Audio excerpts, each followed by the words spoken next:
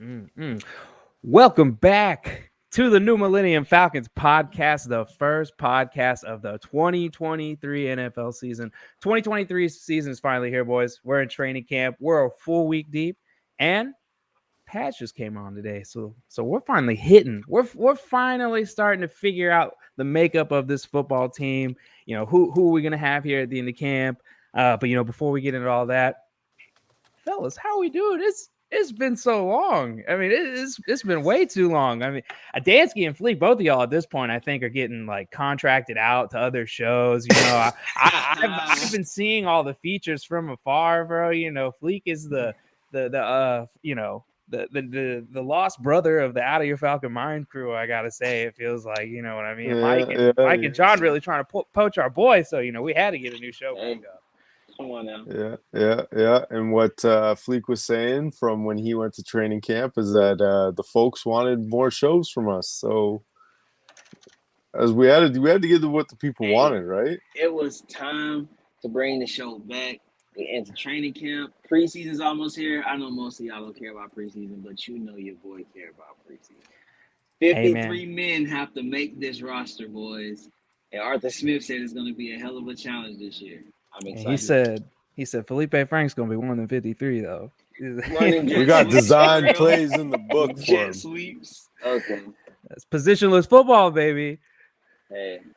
That man is an ATH. That's an athlete out there. Yes, sir. Yeah. What's been happening with you, Trayshawn? Hey, your boy did something that he hopes the Falcons can do this time February next year, and your boy got a ring. So your boy has been tied up. He's been a little bit busy. He went through a whole wedding and everything, and he got that ring that so many people are chasing out there. Damn, that's crazy. So I'm hoping that this was the year of me getting my ring. So hey, I'm just saying. I've been through my own 28-3s in life. It was. It's convenient that you didn't do it the past 2 years when the Falcons sucked and you knew they were going to suck. So, So did you just hold it off for them, Trey?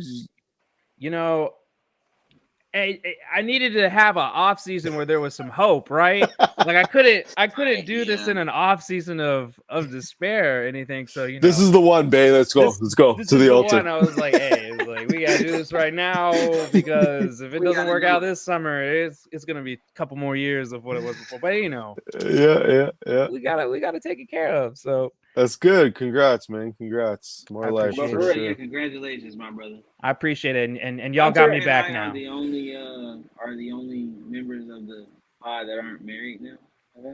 That's true, but odds are against me, Fleek. So who knows? Maybe I'll be back in that chair with you one day. Hey, I hope I join you before you join me, bro. I hope so too. I'll make that very clear. For sure. Honey, I promise. I'm not already looking at the exit door. Look, hey, okay. Oh man. Well, boys, it's been a lot of talk. People seem really invested into this first week of no pads practice. It's kind of weird. I don't really know why. There are a lot of people showing up. That's right. There's a little bit of a tight end battle between Jonnu Smith and Kyle Pitts, right? That's what everybody's really been freaking out about, right? Yeah. Or am I missing it? Is there something else, guys? Is there something I'm not thinking of as to what all the chatter seems to be around Falcons training camp right now? Who threw that ball? I think that's the theme right now. That's what's going on. That's the main theme. That's the biggest question that everybody seems to have around the training camp is who threw that ball? Who threw the ball? Bad. There is this one guy, though. I remember because I was there Thursday, right? Oh, that's right. Fleek's been on boots on the ground. Hey, now. And all of our guys look good, right? There was this one cat on the field, bro, making cuts, slicing and dicing, running routes. I said, yo, who that is? He was wearing number 7. They told me his name is Bijan. They say he's generational. I don't know. This is what they're telling me. You're not really sure who he is, eh? You didn't catch it? Not really. But he looked Bijan elite, is putting on a clinic right now as to why one-on-one linebacker running back drills are not really helpful for the team. But Very unfair. the man is explosive. We're seeing him making one-handed juggling catches. We're seeing him, there's not a line. I think he's at this point. I think he's dusted everybody in the group. They won't even show us his rep against Michael Walker. I've really wanted to see that rep, and I think that might get put in the vault. I don't know. I don't know. I don't know. We'll get to see that rep. That might get put in the vault. Do you think Arthur's having a conniption that his running back's cooking everybody, but he's also going viral, so he's not really sure what to think about it? He doesn't. Yeah, I think this kind of success. I don't know how Art's handling it in house. I'd actually be very interested to see, how his reaction to this is going, because deep down he's excited. Listen, wait till he finds out that there's a PPR league. There's PPR fantasy football now, and he's like, "Yo, we can't be throwing Bijan on the ball." Oh gosh! Oh my gosh! Folks are gonna be so heated. There's another rookie that's been making a lot of waves through this first week as well on the other side of the ball. And that's Clark Phillips, man. I think oh man. The most exciting thing about him is just like the patience that he's showing for a rookie right away. No panic. It's so funny. I was talking to some guys today in the spaces, and they were just saying, like, it seems like he's like actively looking for Drake London on every snap. Like, and that's like, I guess maybe he just has a book on Drake London and he's just trying to prove himself that he can shut down the guy. Again. But he's just balling, man. But like, we already knew that, but we just knew that the NFL like frowns upon. If you're, like I said in the spaces today, if you're under 6 foot, you might as well be 5'2", because the NFL don't really care about you at that point. And you went right to it, man. I think that's the biggest thing when you look at him is like, because of his size, we all saw it on film, but he has to be and is a technical freak. Yes. So the kid just never panics. I mean, every single rep, he looks under control. His eyes, he knows exactly where to be. Even today, like that catch that Drake had on him, that people, Drake Moss Clark. Clark is right. You couldn't have played it better. Position. And that's one of those few times where it's like 6'4" versus 5'8", 5'9".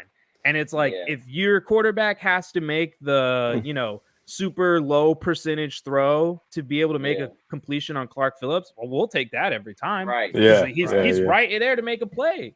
Like I absolutely hate that for Clark, because like he had such a good week against him, and then the one catch goes viral. Yeah. That's the life of a DB, though, man. You don't really.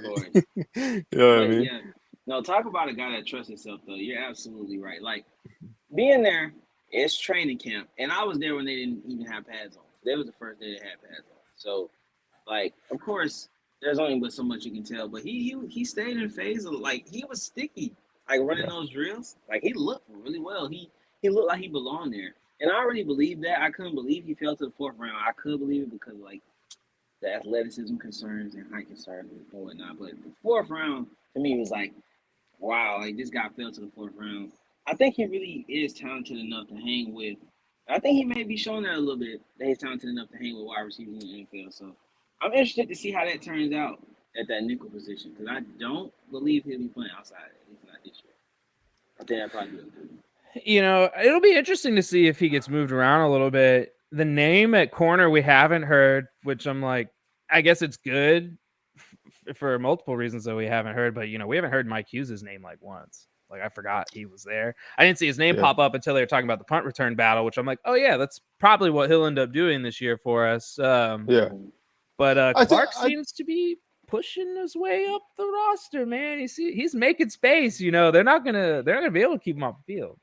Yeah, I think he provides inside-out versatility. So I really feel like he's a guy that's a good depth piece for us, but also provides something on special teams as well. So I mean, you just look at it from that perspective, and he adds to all three or two different elements to the team and on special teams and defense. I really feel like those guys are valuable. And I was saying today, like, it's really good because it seems like AJ Terrell just plays so fast and aggressive. Jeff Okudah's missed some time. So it's good to have some kind of decent depth you can throw out there and be like, oh, man, it's not Cornell Armstrong, right? Like, you know what I Yeah. mean? Yeah. So, I mean, Mike Hughes makes a lot of sense. And then I think it's worth mentioning too, like Jeff Okuda's had a strong camp as Yeah. well. And that's probably been the most encouraging thing too, because if we can get average to above average play out of him, then that secondary really is going to start taking off, I think. Yeah, man. Speaking of depth pieces, or like it's early, we're not trying to get too crazy. First day of pads, 1 weekend, but a person labeled as a depth piece was making some starter noise today, and that was rookie Zach Harrison. And I mean, whoo-wee. Arthur Smith should give, I think, Tyler Variable some like Nepo baby advice, maybe kind of help him figure out where he can mold into in the coaching world and setting. Because after that rep today, oh, Yeah, buddy, as Adam would say, oh, buddy. I mean, I don't, I don't know if you can, get away with too many of those in practice. But it sounds like Harrison was making noise today. It sounds like he was tearing it up in teams. Pads came on, and the rookie didn't fold, right, or he didn't. He didn't recluse. It sounds like he's just coming more and more out of his shell, which is fun, because I know Adam, obviously Ohio State expert here, was really high on the kid. It was funny, yeah. Like 2 years ago, I was like, "Oh, Zach Harrison, next year's first round pick." That was when I thought he was going to take a leap, but he didn't. So I mean, to get him in the third round, I thought like the biggest thing from that clip I took was like he almost killed Ritter. Like he almost got Ritter's knees taken over. Yeah, no. Like you gotta just. I don't think he thought Vrabel would fold like that. Like, I think I've watched it a couple times, and I'm just like, God damn! Like Zach Harrison's really long. He barely stepped into that, and he like folded Vrabel. I was like, damn. Because when you look at it, it's like Harrison's body is still behind the line of scrimmage, but his arms are completely in front. And he just has him all. I'm like, holy shit. He doesn't even have proper leverage on him, and he jacked him into the backfield. I was like, damn, man. That is crazy. Yeah. He looks very long. And then I've just consistently heard that he's just beating the brakes off of the two. So, I mean, I hope to see him now that we're in the pads, and I hope to see him against guys like McGarry and Chris Lindstrom on the inside if he ever shades and plays the 4-eye there. Like I really want to see him in that role, and like if that's what he's going to be like. If Atlanta could just get a hit on a second day pass rusher, like that would propel this defense so much more than it already is. Yeah, that would be nice. And I don't know if other people feel this way. I feel this way, and I hope others do. But like the edge is open competition. Yeah. Like bro. we like nobody should be settling with the idea of like, no, that's Lorenzo's spot for sure. Yeah, not when you're forced that guy. Nothing is No. guaranteed here. So it sounds like Harrison's going to be. I mean, like I Right said, up there, bro. he's practicing like it's open competition. We know AK is going to be hungry. Okay. This edge group, man. And this is why the preseason does matter, bro. Like I understand when people say, bro, it's not real football, it's poo-poo. Bro, Zach Harrison can real deal win a job right now.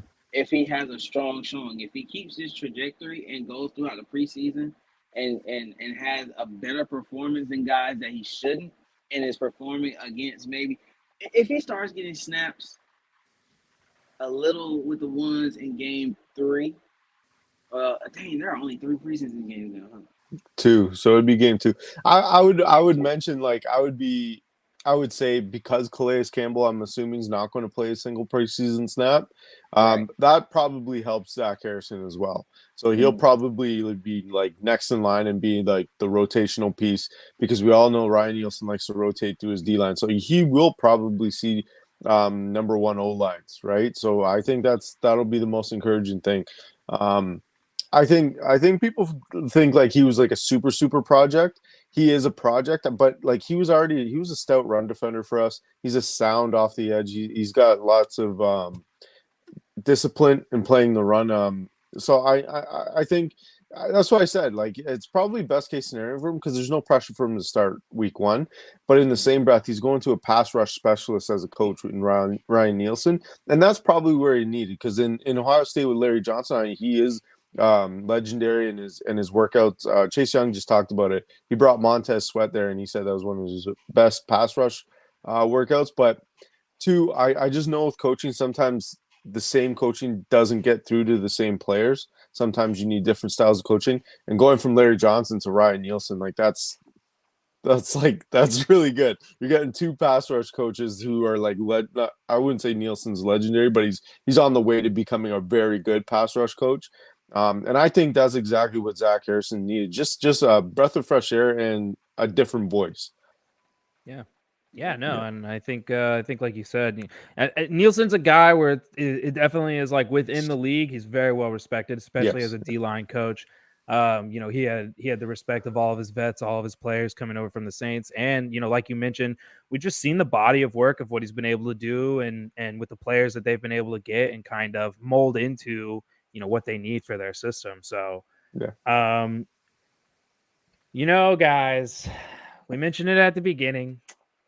We haven't really talked a ton about it, but how good does it feel to see Kyle Pitts back in pads? Yeah. That's so good. Go ahead, Fleek. I'll let you take this one. Oh yeah, no, it just felt good, bro. Like just seeing him run, looking clean, running routes, getting open, like looking lean too, looking clean and lean, man. Come on now, the unicorn is back, the real is back. Okay, we're really about to see, because a lot of people talking crazy about Kyle Pitts. One of my best friends I grew up with just texted me last night. Hey, is Kyle Pitts really a bust? Because like I go on Twitter and all I hear is Kyle Pitts is a bust. I'm like, bro, no, like this man had 1,000 yards as a rookie tight end, bro. Second most all time, bro. I understand last year. We know what that really was. Non-Falcons fans probably won't give us that excuse, but we understand what he dealt with last year. We seen the tape. We seen the plays where he's wide open, where he's doing what he needs to do. Things just aren't connecting for whatever reason. Kyle Pitts, if our QB situation, and I'm praying about our QB situation, if it's better than it was last year, like Kyle Pitts is gonna really step up and show people who he really is. I really believe that. Yeah, I mean he should. I mean, he looks the part. He's getting bigger. He got Jonnu Smith to come in and handle the dirty work in line, so he can really work being an X receiver and being in the slot and just creating matchups. So I mean, yeah, it's just on Kyle and Desmond to create that connection and be able to be open in the middle of the field, because that's where Kyle ultimately is probably going to work, right? That and vertical seam shots. I could really like if the connection can be there, then Kyle can be Kyle. I think you go from 1,000-yard season, right, and then you have your season with who you had, and then you get hurt. I don't know how you can like label a play. Like, to me, it's crazy. I don't know how you can label a player as a bust after an injury season and like basically me or Trayshawn being quarterback last year, right? Like it's just not like, to me, you just gotta have understanding. But it's just fans being fans and talking smack. They'll get right when Kyle Pitts is crowning, folks. Yeah, man. And it's like you said, Fleek. It's like Kyle already showed people he's not a bust. Like Kyle was in a conversation. The only other people that were in this conversation Kyle's rookie year was Travis Kelce and Mark Andrews, and that's the conversation of tight ends that got 1,000 yards. First year, he was with the two best tight ends in the league at that time. You could argue Kittle, Andrews, whatever, however you do that mix of that group or whatever, but it is funny. But and not to sound like Arthur Smith, it's definitely because fantasy football and things like that. People are looking at those numbers and they're getting told to draft Kyle first round pick 8, whatever, and it didn't work out last year. And it's also kind of like that's why you shouldn't just look at fantasy football, and you should kind of figure out the context of the teams that you're going to be drafting from, because I mean, I don't think Marcus Mariota was going to transform into an amazing passer last year, even if things had gone as well as we had all hoped they would be. So, Adam, you said it, so I got to talk about it. connection. If we can get that connection, the biggest conversation on Twitter by far has been about the connection between the Falcons skill players and the Falcons quarterback. Early reports have suggested that connection is not really there on the deep throw. We've seen that they're hitting the more intermediate stuff, the short stuff. It is very unfortunate that today that the only clip we got of Desmond Ridder throwing to Kyle Pitts was a nasty ball that was well behind him. And Pitts had to stop full momentum turn, and he didn't drop the ball. And of course he fell on the ground too and got his white pants dirty. So, is the worst, of course that's what gets blasted out there. And we learned that Rid had a pretty good day. I've seen reports of people saying that that was the only incompletion. That's not true. There's other reporters out there who are doing play-by-play. You can go see clips. I don't think that matters. No. He's going to throw incompletions. It's fine. He's going to throw bad balls to Pitts. That's fine. So my question to you guys is, when does it become not fine? When are you guys going to legitimately be worried about hearing these reports from camp that the deep ball connection still doesn't seem to be there, and that it just doesn't really sound like things have gotten, on the quick start that many people had hoped? Is there a reason to be concerned? Are people 8 days into training camp maybe a little overly concerned? Or is there some validity to this because accuracy was Ridder's issue coming into the league? It was an issue we saw last year as well. And, are we getting a preview, or are we just working out rust and getting chemistry built and going? Yeah, I think last year, the 4 games, you could argue it's his first 4 games of his NFL career. So, those numbers are going to be skewed anyways, just because the supporting cast wasn't as good. And the receivers he had just weren't as good, right? But I mean, it's training camp for a reason, right? That's where you work out the quirks. That's where you work out everything. You want to see him taking the shots. I think one of the biggest things that I've ever learned is I'd rather have a hyper aggressive quarterback that's at least going to try to take the shots versus one trying to get one to take the shots, like Marcus Mariota, where it's just constantly check down city. Or even just missing in general, right? But yeah. I mean, that's why we're here. That's where we're at training camp right now. Definitely not concerned. I think I put out a tweet and people made it seem like maybe I was concerned. But that's what training camp's for, man. It's working on timing, rhythm, where people want to be at what mark, where players want the ball released, where they want the ball. That's where we're at. I mean, man, like anybody that's been around football, you guys been around football. I know your guys' history. I know a lot of the guys I talk football with. It's just repetition, man. You just got to keep doing it. Scotty Miller, he's having a good camp, but the deep ball connection hasn't been there with him yet. It's just timing, learning where he needs it, learning Scotty's speed, learning Drake's speed, learning Kyle's speed, learning Mac Hollins. Like just seeing where they want it. Like some guys like Drake and Mac, for example, they want to fight a guy for it. They're fine contesting the ball and they like the chances and they think it's more of a 60-40 ball instead of 50-50, right? Versus a guy like Scotty Miller who probably likes to run under it. Versus Kyle Pitts who also probably likes to run under it too because he's a little speed guy as well, or a big speed guy, I should say, not a little speed guy. So I mean, it's just like people don't realize like it's different style receivers, different style of receiving options. I'm not concerned at this point. Give me until 4 weeks into the season and the deep ball just consistently isn't there. Like my biggest thing with Arthur Smith's teams up to this point is that the route concepts have been bland and the deep ball hasn't been there. So teams are just squatting and squeezing everything at the line. And eventually they're just going to keep stacking the box and be like, hey, man, we're going to live with like 8 guys in the box and try to be content with that. The counterpunch to that is like Atlanta's got this really good run scheme and now they have an uber aggressive running back. Like that could mix for a lot of things. But at some point that deep ball's got to hit. I know Falcons Twitter has this infinity with like, oh, you don't need the deep ball. You don't need this. You need some element of breakaway speed. You have to have explosive plays. You have to. It's literally a fact. And Nate Tyson, Robert Mays, if you are not an explosive team, you are not going to go to the Super Bowl. That's just how it is. So it doesn't matter if you create it by yak, if you create it by being a consistent downfield team.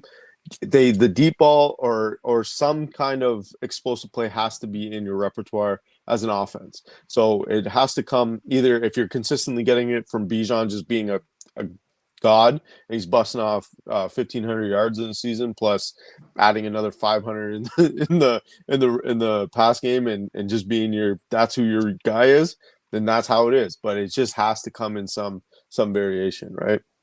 Yeah. Yeah. Yeah. Yeah, no, I Leak? agree. Yeah. No, I was gonna say I was gonna say the same thing. I would say most likely bleeding into the regular season is when I would be concerned, like week 3, week 4, week 5. And the deep ball, I feel like they'll get it. It'll start hitting at some point. But we can't afford for it to take too long. You know what I mean? We expect to be competitive this year. Y'all just laid out the facts.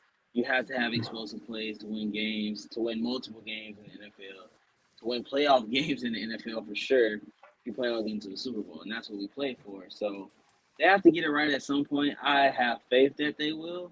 Um, and that's not even the thing that bothers me the most. I've noticed sometimes, or at least when I was there at training camp and some of the things I've seen on film, like he can be high on his outside of the numbers, like out routes and stuff like that, corner routes outside of the numbers.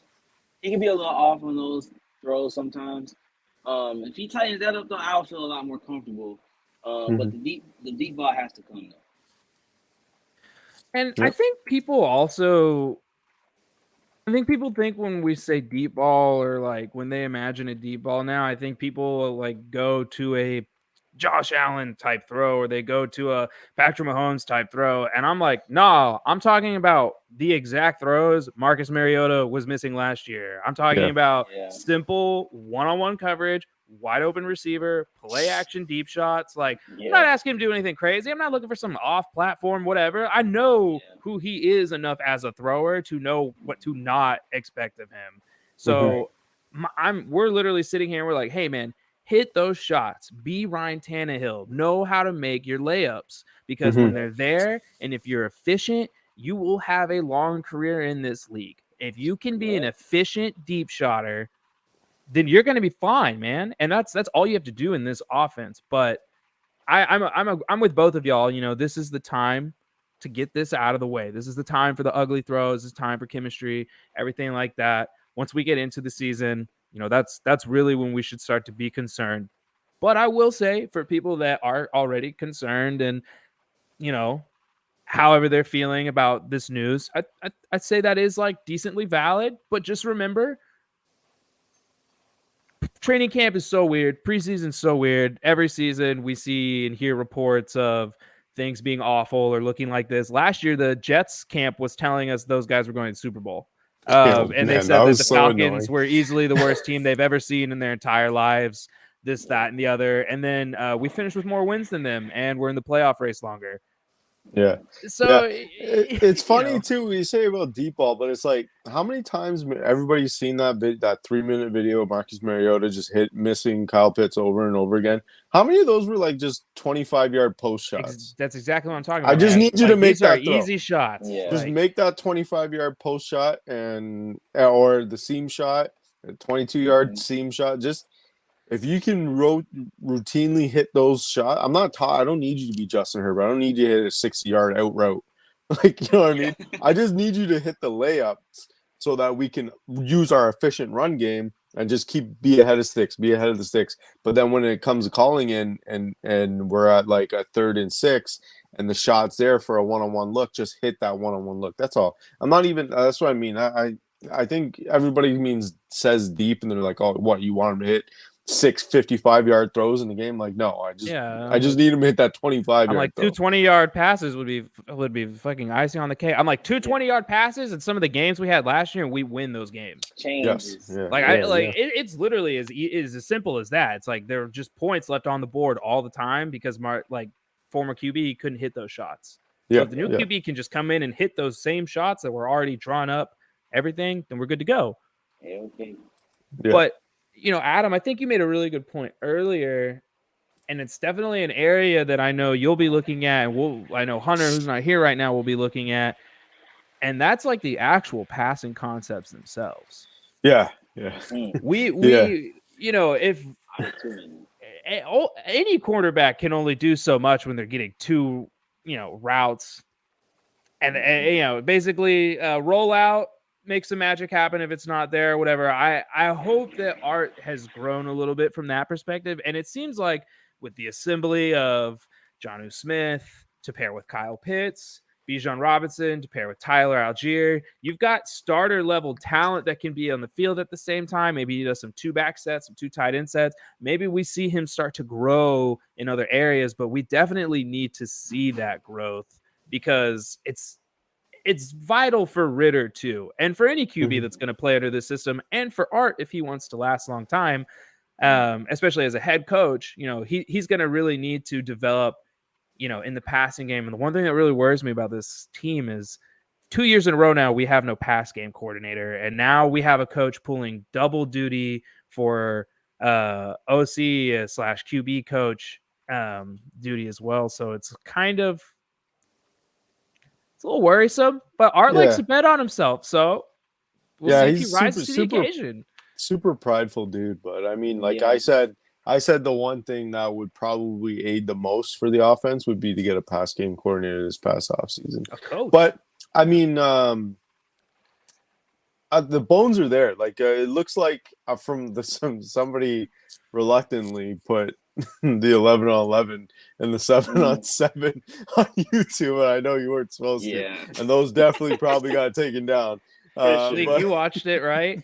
I watched the second Fleek sent me those. I'm like, these are gonna get taken down. So somebody asked us, I think Carrie, you asked in the chat who said, and that's how we knew that those reports about only 1 incompletion, because we had seen like 3 when we started those videos. But again, incompletions are gonna happen. It's okay. That's not a big deal.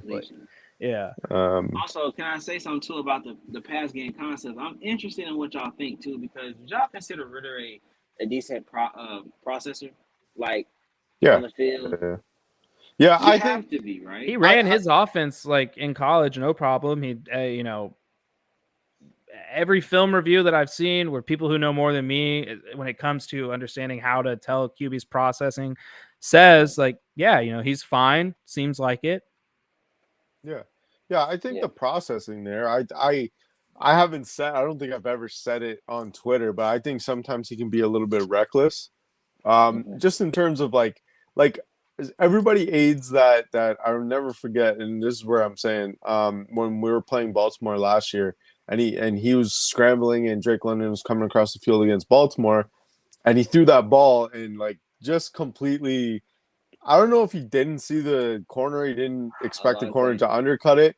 But then, no, I'm saying against Baltimore, and Drake London caught it like one-handed. It was like a 10-yard throw. But like to me, that's not a good throw. That was just luck that he get. And I think that's where I would say sometimes he's a little bit reckless.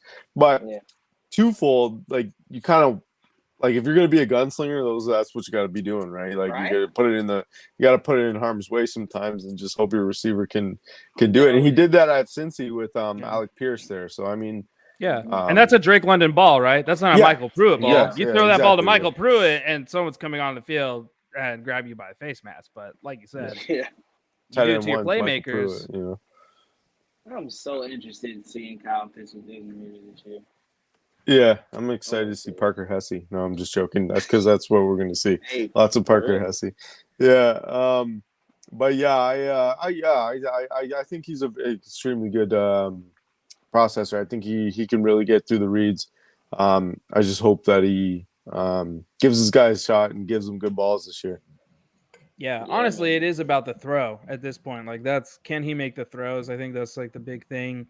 Most of us want to see, right? As far as we want some preseason film or like something at this point, some actual game film, because like listening to practice reports is maddening. But looking forward, like we said, camp's really just started. Feet's getting wet. Pads just came on this day. So, the group that we've been really excited about is going to finally start making some noise, and that's the interior of this defensive line. Yes. Yeah. And, we haven't heard, about Onyemata yet really much. We haven't heard much about Dupree. Well, who's not interior. Oh, we did but he's hear on that about D-line. Onyemata today. Did we? I heard that Bergeron was happy he gets to go up. Yeah. He said he got his welcome to the NFL moment when Onyemata bull rushed him back. Yeah. So that was the only thing I've heard. I was like, oh damn, like if that's all we're hearing, at least he still got that juice. So the trenches, man. Like we got Bergeron. It's Hennessy situation sounds fluid right now. You just never know with Arthur about injuries. I have no idea how long this guy's going to be. So it feels like Bergeron has a real opportunity to grab the starting spot here. As you mentioned, he got a little welcome to the NFL moment from David Onyemata. But here's the thing. The Falcons now have welcome to the NFL moment people on their defense because for the past 5 years, it's been welcome to the NFL from the other side of the perspective. Ball. Exactly. Yeah. There's been nobody on that D line besides Grady Jarrett really welcoming anybody. So it's nice to know. And I'm sure Chris Lindstrom loves it too. He's like, great. Now I'm not the only guy getting picked on anymore. That there's somebody else on the line. Yeah, and I think it's fun. I think Bergeron, he did have a good rep against Taquan Graham. So for people saying, "Oh, Bergeron's a bust," he did have a good rep against a good quality interior D lineman. But I think I would put our interior D line group up with some of the best in the league. Like I think you just look at the way that Grady Jarrett, David Onyemata, and then Taquan Graham.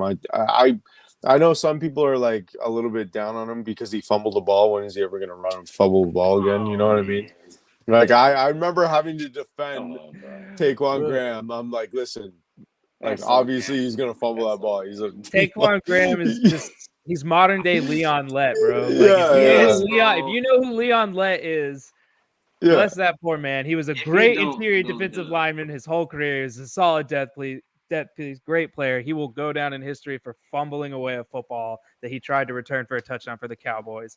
And then the best thing is that he did that twice. So TQ, one and done, baby. No more. Just pitch it next time. Pitch it to somebody that's going to do something.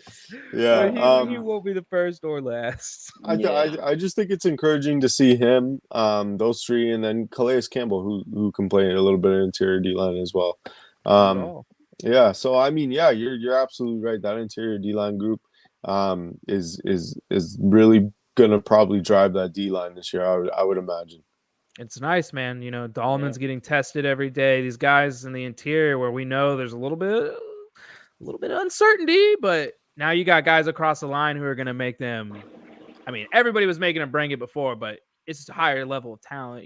It's different when you're facing David Onyemata than when you're facing Timmy Horn. Yeah. And that's just the kind of stuff that's exciting now when we look at our depth chart, because it's like, wow, we have NFL players. Look at that. That's a real name that somebody else has heard before. People know who Jesse Bates is. People know who all these other people are. So it's funny because I never really seen, and it's probably because he was in those terrible colors, black and gold. But I never really seen David Onyemata as this mean dude. But dude, man, he looks mean every time he steps the field, and from the clips that I've seen him doing his pass rush reps, he looks the part. That's for sure. Like we're like, he's the guy you put in the front when you walk off the bus. You know what I mean? Yeah. He was definitely soft on them beignets down there, and I think he got right at Magic City. Now he's eating more wings. Yeah. For sure. But yeah, it was actually funny. I have not heard a single thing of Drew Dahlman, and that must be good, right? I saw that New Zealand and Wynn had some bad snaps after Dahlman came out, but I didn't see anything about that. Was like Dahlman was just referenced because he came out and they went in. So snaps are sounding good. That's the only thing that's good. That's exactly what you want. I'm gonna actually do a quick Twitter search here to see if there was anything on Drew Dahlman. For sure. Because if there's not, that's what they say about offensive linemen. Like, if you're not hearing their name, probably doing their job. Yeah. I mean, there's literally nothing. There's another guy getting a bunch of attention.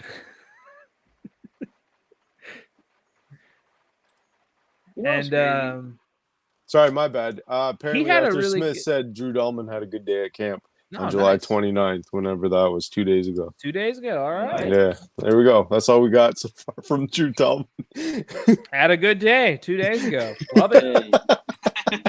Keep it up, Drew. Keep it up, man. Yeah, but he was a guy. I mean, if he can just make that next step, and then I'm assuming Bergeron is going to take that job and run with it. I would imagine, because Arthur said today all the rookies are looking fantastic. So I would imagine that he just keeps running with it. And so if him and Drew Dahlman can create chemistry along with Jake Matthews on that left side there, that'll be really good. That'll be the next step to the O-line development.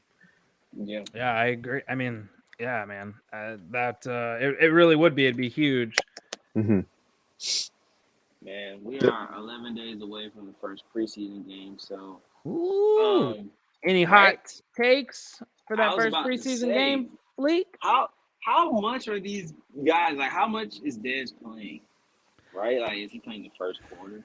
Yeah, Arthur, let's see. Year one, Arthur did not want to play anybody. And then last year, he played pretty much everybody except for Cordero and super vets and Jake, I think. Yeah, everybody except for all the 31, 32 plus year old vets he let chill. Yeah. I think Grady chilled. He wasn't quite in that age group yet. I'll always give Arthur credit for that, because it's like you just see the processing of learning as a head coach. Or hey, this year I did it this way, the next year I did it this way. And I'll say with the 3 preseason games now, this is really like you would imagine that this is actually preseason game 2. So I would imagine we see them probably for the first quarter, and maybe Cordero and maybe Jake and maybe Chris Lindstrom aren't included in that, but who knows? Maybe Chris plays. I think he lets Ritter get it in a little bit. Yeah. And a quarter of play, because here's the thing. It's his job, right? I mean, like Heineke for sure is here to push and everything like that, but I mean, Ritter should at least be getting a quarter and a half at this stage in his career, because I like personally, I'm like Ben Simmonsing Ritter this year, because it's like he's a rookie. He started 4 games. Like, he had his first veteran offseason or whatever, but like in terms of like game speed, he's seen 4 games of game speed. So it's one of those things where it's like, I hope Art lets him get out there, lets him, obviously protects him, doesn't, don't want him to get, rocked or anything like that, but really lets him air it out and just tells him, like, be dangerous. Like, just go out there, sling that shit. It's preseason. Like, get it. Do what you want to do. Joint practices before the first preseason games, or is that Is it the Dolphins Miami, one before? Yeah. Yeah, Miami, the 8th and the 9th, I believe. Okay. Beautiful. Yeah, that's that'll be something good. Because Miami just traditionally always has good secondaries. So I'm curious to see. I'm all with joint practices. That's one thing I hate against with Dan Quinn, is that he never did joint practices. They can only help you. Like, joint practices can only help you. So I think we got Miami, and I think we have another team, isn't it? It's not Jacksonville. It's definitely not Jacksonville. Well, There's somebody else. Miami twice, back to back, and then preseason, and then the next training camp days are the 26th and 27th, but that's just back at the Flowery Branch. Oh, okay. Maybe it's not then, but at least that's what I'm saying. At least we're doing the joint practice again with Miami there. Yeah, we are for sure with Miami. And like you said, that'll be nice. That'll be good for Ritter too. Like, exactly. Throwing just to see different defenses, looks, right? Different, exactly, man. Just like getting a new look, getting, that's how you really build chemistry, man, is like playing up with your receiver, but an unknown defender. Like, you get to do that kind of stuff, and that makes sevens more valuable. That makes teams more valuable and stuff like that. And practice is like facing the unknown, because then that's when you really have to figure out where does the chemistry lie. And two, you just see who they're going up against, and it's Vic Fangio. It's Vic Fangio. Vic Fangio is brought in for a reason. Like, he's still legendary. He's still developing his scheme. So, I mean, you're going to go up against a good looks on defense. And then you get to see that same look in an actual game too. We got And- Xavier Howard for London to match up with. Yeah, and then Javon Holland on the back end there. Yeah, for Cam Smith, Pitts. they just got Eli Apple. It would have been Yeah, good they to see signed- Jalen Ramsey as well, but would have been really nice. yeah. I was excited for that joint practice because I was like, Jalen Ramsey is gonna talk so much shit to Ritter. Mac Hollins and Jalen Ramsey. I've seen what like Jalen Ramsey will say at his locker room about a bunch of QBs, like the Josh Allen clip and everything like that. So I was like, this dude was he was just ready, man. Like, Jalen's 101, man. Jalen Ramsey's 101. He's I'm excited. So you know who I think my favorite matchup from our cornerback group is going to be is Clark versus Tyreek. I was thinking the same thing, bro. Those are two pit bulls, man. I'm like, if there's a fight that gets started, I can see it being between Tyreek and Clark because I can just see. I can see that, bro. Just one way or the other. Like I'm like Clark. I feel like could get out underneath Tyreek's skin just because they're both like eye level, you know. Yeah. Bro, I would say Okuda too. Okuda's kind of been reckless in his celebrations too. So if he's having good days, he might get after it with all those guys too. Okuda versus Waddle. That's one thing I'm so happy and excited for is this. I love a swaggy DB room, and that's just what we have now. And I just that's like warms my heart to know that I actually have DBs that have some swag and like to talk their talk because that makes defensive football so much funner. And it's funny because it's like AJ now at this point already is like the cool, calm, collected vet. Like he's not getting up. But even down. he's out there. He's like level. Yeah, he was out there celebrating with Jeff A too, man. Yeah, I think he's bringing it out of him. AJ hasn't had anybody across like with that kind of energy, so I think he's finally like, man, somebody my own age, like somebody. Because Jesse was the same temperament as AJ. Why did I almost say AJ Green? I gotta get these little kids out of my head. AJ Terrell, man, and he's kind of getting in that of him too, because they're both over there doing sword like celebration. Like he's just D Alford too. Somebody just commented D Alford's in there getting active too. Yeah. Like the whole DB room's just getting active, man. It's I'm telling you, I want to see that bleed over into game days, bro. I really. Me too. Yeah, them talk their talk. I think we're gonna have a lot of interceptions this year. I truly believe that. I think this will be an opportunistic defense. I agree. Yes. I think that there's I think you could still see some yards maybe get put up on the team or things like that, but it'll definitely be there's playmakers littered in different spots all over the field now. So I mean it's man, it's weird to be able to talk about the defense like this, man. I know, bro. I know. Crazy. And Twitter, aka X, right? Mm-hmm. Right, whatever that is. It's gonna be on fire next Friday. Mm-hmm. Is it next Friday? Yeah, next Friday. Oh yeah. Not this Friday, the next. The preseason. Okay, yeah. The next Friday, because the way they have been reacting to training camp clips, bro. The preseason might be it, bro. I feel like more than ever, man, this year everybody's super invested. Yeah. Everybody wants to be everybody wants to be right this year. So it's like nobody wants to be happy. Nobody wants to enjoy the season. People just want to be right. Yeah. They were like, people got I told you in February Ritter was the guy and you didn't believe me. And it's like, dog, there were 4 games of film. It had nothing to do about belief. It was just a lack of we just need to see more. That's it. Yeah.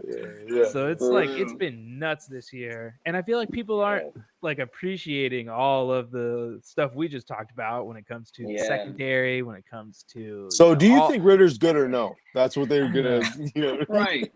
Oh, hey, and the fans too, bro. The fans showing up at training camp like that is crazy. Yeah. How's it been, Fleek? So good. Like, bro, Saturday I wasn't there, but like, did y'all see the videos and pictures and stuff? Yeah, it looked nuts on the weekend. So, like, for a scope, I was on that hill on Thursday, and it was a solid crowd. Like, I felt like there were a lot of people there. It was like 30% of what that crowd was. Wow. I was like, oh, my gosh. Like, when everybody got a day off, they came to the branch for real. Well, that's like, nice to hear. Yeah. Right? Yeah. Like, if the fans are that excited again, I'm hoping that the stadium can get back jumping, man. I just want to see it all culminate, bro. Like the swag is there, like you said, Dembski.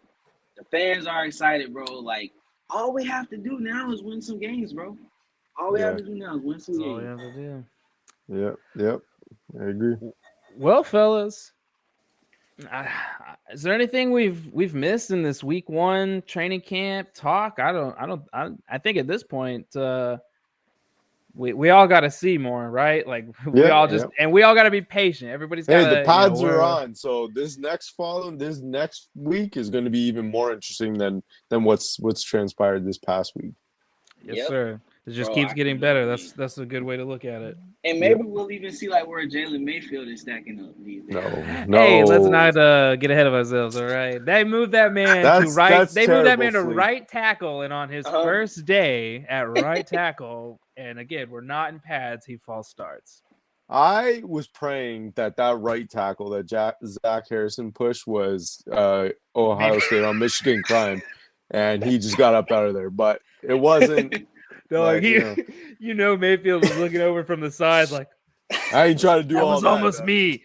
He definitely, you know what he was doing, Adam. I know you've seen this. He was counting. He said, hold up. Who's going? Hold on. 1, 2. Switch with me, Vrabel. Switch with me, Vrabel. Hold up. That man was counting. Mayfield's small arms going up against that length. That would have been rough. Jalen would have been at full extension, and Harrison still would have been 3 yards away from him and touching him. Bro.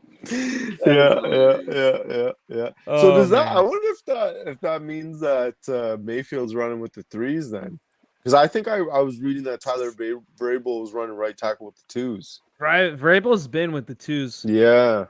So that means Mayfield's on 3s. But I bet you since the Henne injury happened, they probably already put Mayfield back over to 2s. Oh, jeez, Lord. You might be right. Help me. I think you should stay inside anyways. I don't want to see Jalen Mayfield play tackle. I don't think anybody should want to see that because everybody's like, well, that's what he played in college. I'm like, you need to understand, Jalen Mayfield was never supposed to be drafted in the 3rd. Okay. Like when he got drafted that night, people were like, oh, that's weird. I would have thought Drew Dahlman went where Mayfield went, and I would have thought Mayfield went where Drew Dahlman went. So it's not like he was a slight overdraft. And everybody everywhere, they all knew he needed to get kicked inside. Doesn't have the athleticism to play the tackle position at this level, not as a starter. But you know what? We're going to let Arthur Smith do his thing. We'll see between the projects of Felipe Franks and Jalen Mayfield who comes out victorious. I don't think we lose both of them this year, but You don't? When I see reports of Felipe Franks getting jet sweeps, and when I know that Arthur Smith values grit and the toughness of sandpaper and the feeling of a lunch pail in your hand, I don't think Felipe Franks is going to be kicked off this roster simply because it sounds like Jalen Mayfield is the opposite of most of those things. So it actually surprises me that Mayfield's still here. Yeah, me too. But I think Franks is in. Yeah, but you might be right because Arthur Smith did say in his press conference either yesterday or today that Franks might be competing for like a gunner spot too. He's never getting rid of him, man. There's like this one thing that all Patriots tree coaches, and I count Art as that because he's part of Vrabel, even though Art comes from like the offensive side and technically has like a Joe Gibbs tree connection, but Vrabel comes from the Patriot line of thinking, and there's always one dude, a Matthew Slater, whoever, do it all special teams champion, and that's really what I think they want Felipe Franks to become. Only problem is Felipe Franks paid like 15% of special team snaps last year, so he doesn't even play a lot of special teams. So we'll have to see what he does this year. Man. Either that or Kyle Pitts is like, listen, you guys ain't throwing me the ball right, so you guys got to have my best friend here. Hey, Kyle Pitts. Maybe he is the friend scholarship, bro. Like maybe that is. Maybe. I just like what's the reason at this point, man? Like I don't know. Well, I don't know. Like because he's my gonna biggest take a thing. jet sweep on 3rd and 4 in week 4. Listen, my biggest thing is if he's on this roster and McCole Pruitt gets cut, I will be seriously upset. I'm a big fan of Pruitt. That literally me happened too. last year is what's funny. Like It's Pruitt so literally got cut in training camp last year for Franks, and then they brought Pruitt back, and he was doing everything that Franks couldn't do at the tight end position. And Pruitt's actually good. Like, yeah, man. I don't know how he was sitting. I get it. Like what he offers isn't like a high-end valuable thing, but at the same time, it's like he's super stable. He seems to know what he's to a do. really good tight end 3 and like can sub as a tight end 2. I was shocked that he wasn't signed already before we brought him back to camp. I'm kind of like, bro. wow. I was like, that dude was like decently productive and didn't mess up a lot. I feel like it's enough to be a tight end 3, but hey. That's another thing, bro. Our tight end room is loaded right now. Like, somebody's not gonna be here. Yeah, I think it's gonna be old boy that Richie Grant put the clamps on today. Richie Clamp, in the video. Richie Clamp just created a new nickname. Right. Created the new nickname. I need Richie to Clamps. live up to that nickname. Then Richie Clamp too, will bro. be the nickname moving forward. That's hilarious. That was good. Well, boys, I think we've said all that we need to say. Until next week, of course, because the boys are back. We will be making steady content. The season is here. We can all take a deep exhale. The season's here. We're finally getting some football. And like Fleek said, 10 days till you get to see the first preseason game. So, and then we get to watch the Twitter world burn down after whatever happens in that game. So that's going to be really exciting too.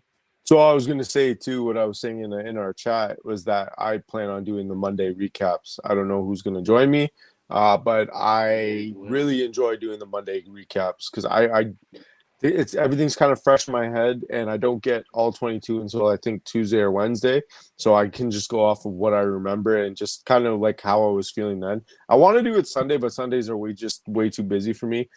So pop it over to the Monday, and then we'll be doing recaps, and I'm going to try to make that even with preseason. So if the game's Friday, then we'll try to do it either Saturday or Sunday, because Sunday I can make happen. Hopefully you guys can too. So we will be there, and hopefully the rest of everybody else that tuned in today will be as well. Really appreciate y'all, Carrie, Jack, John, all the boys. Big Low Country, saw you in here. Steven, Bubba Gump. We really appreciate you guys coming back for the first show of the 2023 season. Exactly, man, on almost no notice. So y'all are the best. We appreciate it. Love y'all.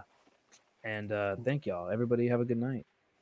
You can find us on Twitter at NM Falcons, the New Millennium Falcons podcast. You can find us at our YouTube channel, New Millennium Falcons, and follow us at ATB_Falcons so that you can catch all of the most updated Falcons information, news from your favorite hosts. Thank you, and have a